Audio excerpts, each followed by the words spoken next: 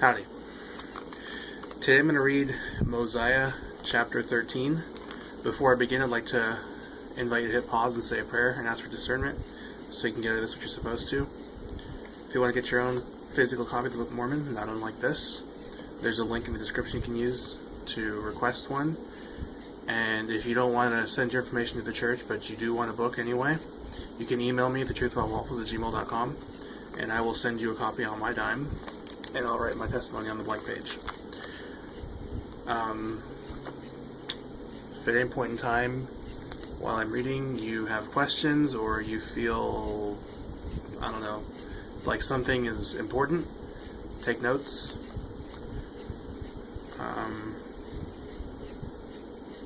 There are also links in the description that allow you to download the Gospel Library app for your Android, iOS, or Windows device, which is going to give you access to the Book of Mormon and the Bible and the Doctrine and Covenants and Pearl of Great Price and all sorts of other great stuff.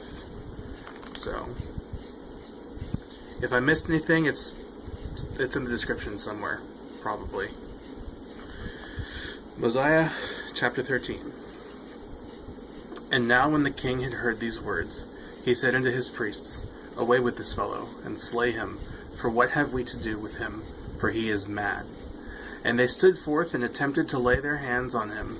But he withstood them, and said unto them, Touch me not, for God shall smite you if ye lay your hands upon me. For I have not delivered the message which the Lord sent me to deliver, neither have I told you that which ye requested that I should tell. Therefore God will not suffer that I shall be destroyed at this time. But I must fulfill the commandments wherewith God has commanded me. And because I have told you the truth, ye are angry with me. And again, because I have spoken the word of God, ye have judged me that I am mad. Now it came to pass, after Abinadi had spoken these words, that the people of King Noah durst not lay their hands on him, for the Spirit of the Lord was upon him. And his face shone with exceeding luster, even as Moses did, while in the mount of Sinai, while speaking with the Lord.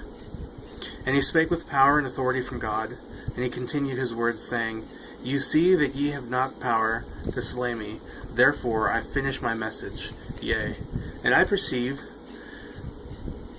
that it cuts you to your hearts, because I tell you the truth concerning your iniquities. Yea, and my words fill you with wonder and amazement, and with anger. But I finish my message, and then it matters not whither I go, if it so be that I am saved. But this much I tell you, what you do with me after this shall be as a type and a shadow of things which are to come. And now I read unto you the remainder of the commandments of God.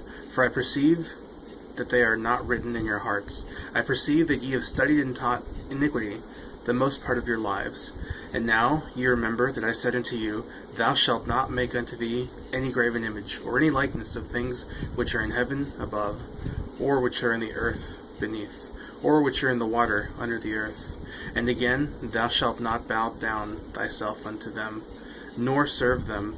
For I, the Lord thy God, am a jealous God, visiting the iniquities of the fathers upon the children unto the third and fourth generations of them that hate me, and showing mercy unto thousands of them that love me and keep my commandments. Thou shalt not take the name of the Lord thy God in vain, for the Lord will not hold him guiltless that taketh his name in vain. Remember the Sabbath day, to keep it holy. 6 days shalt thou labor, and do all thy work. But the seventh day, the Sabbath of the Lord thy God, thou shalt not do any works. Thou, nor thy son, nor thy daughter, thy manservant, nor thy maidservant, nor thy cattle, nor thy stranger that is within thy gates. For in 6 days the Lord made heaven and earth, and the sea, and all that in them is. Wherefore the Lord blessed the Sabbath day, and hallowed it. Honor thy father and thy mother, that thy days may be long upon the land which the Lord thy God giveth thee. Thou shalt not kill. Thou shalt not commit adultery. Thou shalt not steal. Thou shalt not bear false witness against thy neighbor. Thou shalt not covet thy neighbor's house. Thou shalt not covet thy neighbor's wife, nor his manservant, nor his maidservant, nor his ox, nor his ass, nor anything that is thy neighbor's. And it came to pass that after Abinadi had made an end of these sayings, that he said unto them, Have ye taught this people that ye should observe to do all these things, for to keep these commandments? I say unto you, Nay. For if ye had, the Lord would not have caused me to come forth and to prophesy evil concerning this people. And now ye have said that salvation cometh by the law of Moses. I say unto you that it is expedient that ye should keep the law of Moses as yet. But I say unto you that the time shall come when it shall no more be expedient to keep the law of Moses. And moreover, I say unto you that salvation doth not come by the law alone. And were it not for the atonement which God himself shall make for the sins and iniquities of his people, that they must unavoidably perish, notwithstanding the law of Moses. And now I say unto you that it was expedient that there should be a law given to the children of Israel, yea, even a very strict law, for they were a stiff-necked people, quick to do iniquity, and slow to remember the Lord their God. Therefore there was a law given them, yea, a law of performances, and of ordinances, a law which they were to observe strictly from day to day, to keep them in remembrance of God, and their duty towards him. But behold, I say unto you that all these things were types of things to come. And now, did they understand the law? I say unto you, Nay, they did not understand. They did not all understand the law, and this because of the hardness of their hearts. For they understood not that there could not any man be saved, except it were through the redemption of God. For behold, did not Moses prophesy unto them concerning the coming of the Messiah, and that God should redeem his people? Yea, and even all the prophets who have prophesied ever since the world began, have they not spoken more or less concerning these things?